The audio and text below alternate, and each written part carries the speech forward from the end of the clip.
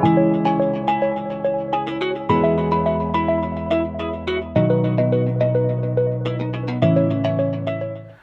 hello guys, this is Vijay, chemistry lecturer from Ayalabad Junior College. As you know that we have started our NEET series and we are discussing about each and every chapter in detail, chemistry as well as in biology. Okay, so today we are going to start our unit 2 atomic structure, okay, on the basis of NEET series. So in this chapter today, first let us discuss in detail about the theory part, then followed by numericals we will practice based on this particular chapter, then followed by we will discuss with the NCERT based questions, then finally we will discuss the previous year practice question papers. Okay, so today we are going to discuss about the introduction of atomic structure, this chapter, and also the subatomic particles. What are the subatomic particles and its discovery in detail we will discuss. Let's start. So first let us start this chapter with the introduction. Okay, so the existence of atom is exist in the different the substances or different kind of matters. So that was known to be the human being around 400 BC. Okay, so that is the beginning stage of the knowing of in detail about the matters are made up of molecules and the molecules are made up of atoms. Okay, actually the atom, the definition for atom, it's a word, it's a Greek word. The word atom, which is derived from atomio. Okay, atomio.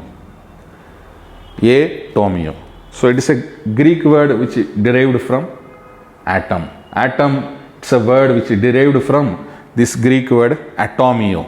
Okay, so A stands for not possible or nothing, nil. So you can consider to be this A. Atomia meaning is divisible or cuttable. The substance or the matter can be divisible. Atomia, which stands for uncuttable or undivisible. Okay, so the word atom, it has been derived from the Greek word atomio. Okay, which meaning is non-divisible or uncuttable. Okay, later on, in the year 1808, yes, so John Dalton, who proposed a theory about the atoms, how these matters are composed of, and the matter consists of what are the particles. So based on that he made his own theory, that is called as Dalton's atomic theory. Okay, yes, so according to this theory, all the matters which are composed of extremely small structureless particles, yes, all the matters which are made up of extremely small structureless particles, and these particles he denoted as atoms. So the atoms are the particles which are made up of, atoms are the particles are made the matter, the different types of matter. Okay, now these discoveries towards the end of 19th century, so this we are talking about 18th century, the end of 19th century and the early of 20th century, in between, okay, Actually, this period of time, it is said to be the golden era of atomic structure, because n number of discoveries towards this structure of atom. Many numerous experiments been conducted for the study and structure of atomic structure, atom, in between the end of 19th century and the beginning of 20th century. Okay, and these centuries, it made in this particular period of time, numerous experiments which are made towards this structure of atom, and finally they revealed the result of those experiments, come to a conclusion of the atom which consists of still smaller particle. Even before the earlier period, in the 18th century, Dalton's atomic theory, he believed that atom is only the smallest fundamental particle. He believed.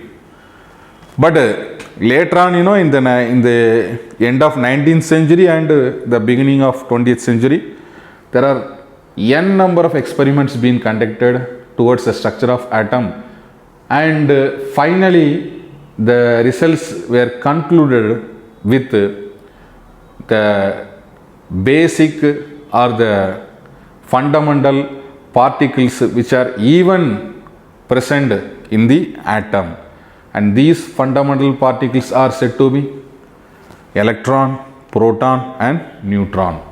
Okay, so these are said to be the main constituents of atom. An atom which is further can be divided, and this atom may consist of some basic or fundamental particles which are said to be electron, proton and neutron. So this is about the introduction. Okay, so now let us discuss in detail about these subatomic particles. What are these subatomic particles? Okay, yes, in the earlier period, according to the Dalton's atomic theory, atom is uncuttable or non-divisible. Yes, so when it is non-divisible, those days the people believed that atom cannot be further divided, but that statement was broken in the year like the beginning of 19th century and the 20th century. Different experiments were made towards to the structure of atom, and finally concluded that atoms also can be further divided, divisible, and which contain the components of the atom are subatomic particles. So subatomic particles these are the particles present in the atom constituents. The major constituents of the atoms are said to be subatomic particles, and these subatomic particles are called electron, proton and neutron. Now let us see what are the experiments being conducted for studying the structure of atom. Okay, and its components or the constituents. So there are many experiments conducted. So based on that, the first we are going to discuss about the discovery of electron. Discovery of electron.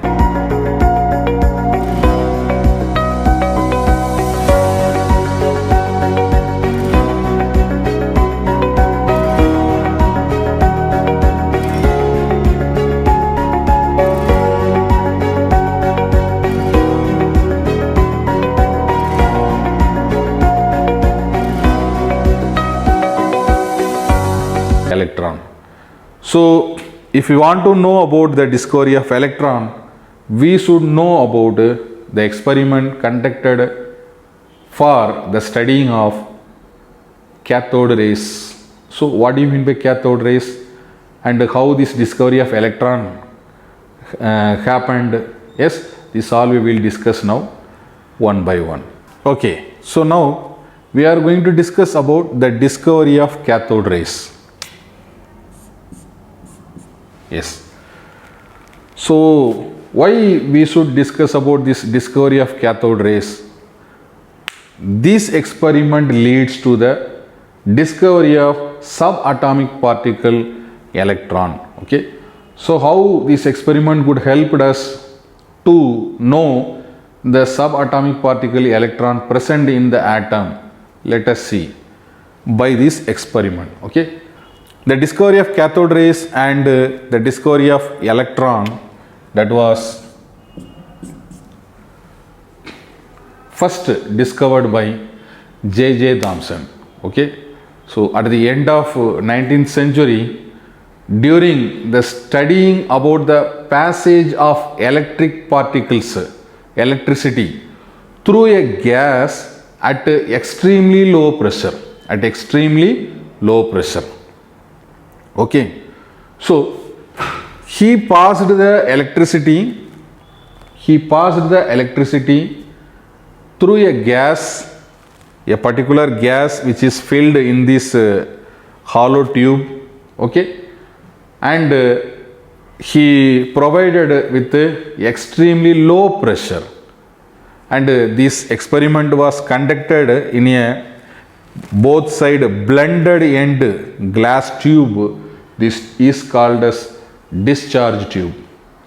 So that is the reason we are saying this experiment as discharge tube experiment. Okay, it is also to be called as discharge tube experiment.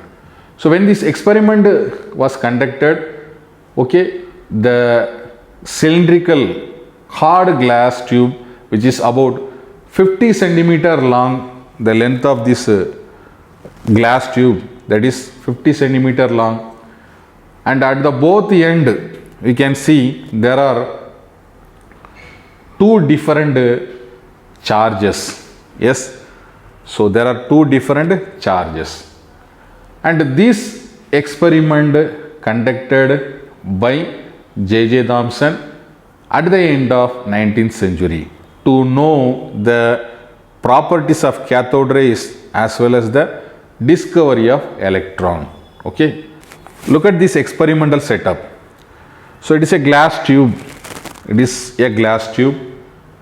We discussed around 50 centimeter length of the glass tube, and it has at the both end two different electrodes, and these electrodes are made up of metals, so it is also called as metallic electrodes. And the tube which is connected to a furthermore side tube, one more tube. Yes, and this tube is used to help for producing the low pressure of the gas which is present in the glass tube. Okay, so desired pressure that could be given to this glass tube by adjusting the knob present in this side tube, and this is called as vacuum tube. It is called as vacuum tube or vacuum pump. We can say this, we can say in a different terms. And this discharge tube, which is filled with the gas under the study, and the two electrodes which are connected to the sources of the high voltage. Yes, so here are two different electrodes are there. Yes, one is said to be the positive electrode, the other one is said to be the negative. One is said to be the negative electrode, the other one is said to be the positive electrode. Yes, and these electrodes are said to be cathode and anode, metallic electrodes, and both these electrodes are connected to a high DC voltage of electricity which is passed through these both metallic electrodes. And this glass tube contains the low pressure gas. Okay, I mean the desired pressure of the particular gas which we are considering to be here present in the glass tube. And this glass tube is also called as Crookes tube. Crookes tube. Crookes, Crookes tube. It is also called Crookes tube experiment, okay, or discharge tube experiment. This was conducted by J.J. Thomson. Okay. Yes. So when these two electrodes, metallic electrodes, are connected to the high voltage, if we are not going to pass electricity under the normal condition, I mean the ordinary condition, the gases are poor conductors of electricity, poor conductor of electricity. But when the sufficient high voltage which is applied across to the electrodes, when there are no electrodes, when there are no electricity, so the electricity is not passed to the metallic electrodes. That is the reason the gas is not considered to be the good conductor of electricity. But when we are applying a high voltage through this both the electrodes, the gases become the good conductors and the electricity begins to flow in the form of a rays. Yes. So here we know that it is filled with gases. Yes. And these gases are activated, and the high volt of electricity which is passing through these two electrodes, the gases present in the Crookes tube are getting to be activated. So these gases are showing the electricity in the form of a rays, So we raised the voltage here, high voltage we are applying, and the electrodes are activated with the high electricity. The gas is present in the glass tube acting as a good conductor, so passing the electricity in the form of rays, like a form of rays. It is forming in the electricity is passed in the form of rays. Okay. These rays are from where to where it is moving. Let us see. Before that, these rays are considered to be called as the cathode rays. Okay. Actually, this experiment credit goes for two observations of this experimental setup. Okay. As I said, this entire setup, the high voltage of electricity which is passing through this both electrodes, and one is acting as a cathode, I mean the negative electrode, the other one is acting as a positive electrode or anode. Now what happened? These gases present inside the glass tube undergoing for activation. So the electric charges, the high voltage of electricity which is activating the gas molecules present inside the glass tube. Now these glass molecules are started to producing a rays, and these rays are called cathode rays. Okay. Now here are few questions. Why we are using the gases under low pressure? That is the first question. See, when we are using the low pressure of the gases inside this glass tube, what will happen? The space between the gaseous atoms are more. Okay. Say for example, so here the gas particles are there. Space between the gas particles are usually it is far away. Yes. But we reduced some more pressure from the glass tube and we made into under low pressure condition. So low pressure condition, there are much enough space between the atoms of this gas. Okay. So this will help in a indirect way that the ions that can be accelerated, the ions can be accelerated to high speed. The ions can be accelerated to get high speed, and they started to strike with each other. So these atoms are striking with each other. Okay. So what happened? Yeah, an electron can be ejected. Yes. And these electrons are ejected, the creating more positive ions and free electrons are ejected. And more positive ions are produced. These more positive ions are attracted towards this anode.